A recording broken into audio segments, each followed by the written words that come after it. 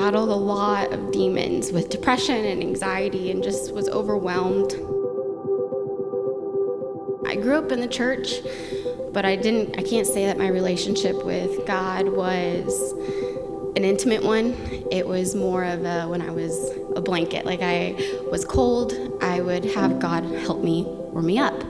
And once I was warm, it's like, I'm done, it's fine. I had that me first mentality. So I grew up in a Christian family. My parents are missionaries back in Romania, and I grew up with the gospel. And as beautiful as it is, unfortunately in my mid-teens, I decided to walk away from the church, walk away from my family, and completely rebel against the Lord. I wasn't connected with Christ, and I wasn't truly wanting change for myself, and I was in a very, very dark place. Life before Jesus has been very sad. I've also suffered from a lot of anxiety and depression.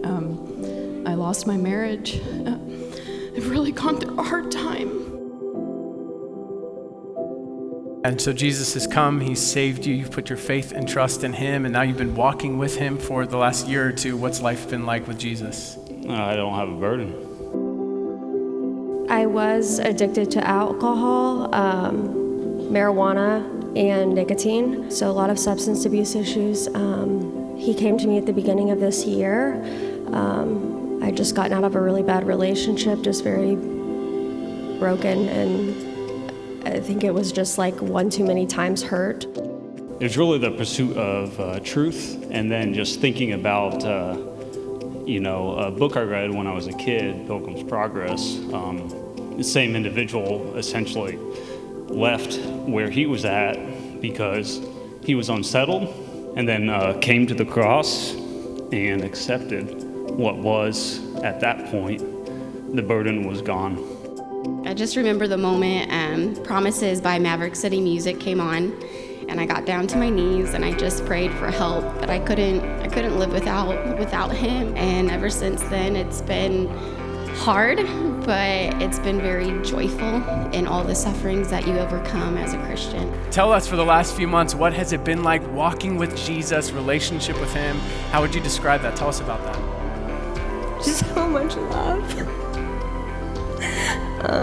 I have a sense of peace that I don't think I've ever felt. I'm 1 year and 7 months sober from alcohol. March, when he came and saved me, I was just really convicted. I felt like I couldn't have a relationship and still smoke weed, so I made the decision to stop doing that. I'm going on 3 months now. And then just recently too, I was just tired of being bound to vaping nicotine, so I have 3 weeks, no nicotine. I was seeking in every place I could find, whether that would be substances or people or anything, and it couldn't be filled. One of the things I struggled with was trusting God. Not just having faith in God, but trusting God.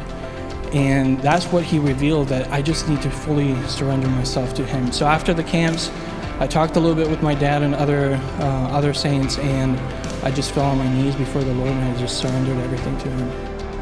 I actually prayed on the phone with someone else, and that person is Jeremy. I felt a sense of relief, and I felt like God was reaching for me, after all this time. And AJ, tell us, when did that happen? Last Tuesday. Last Tuesday, man.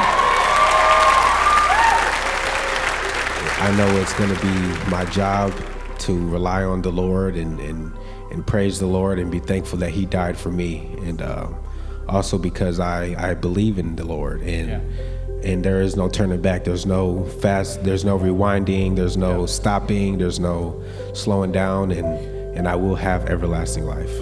Tell us, why do you want to be baptized today? It's long overdue. As a step of obedience, I want to show the world that I'm a follower of Jesus.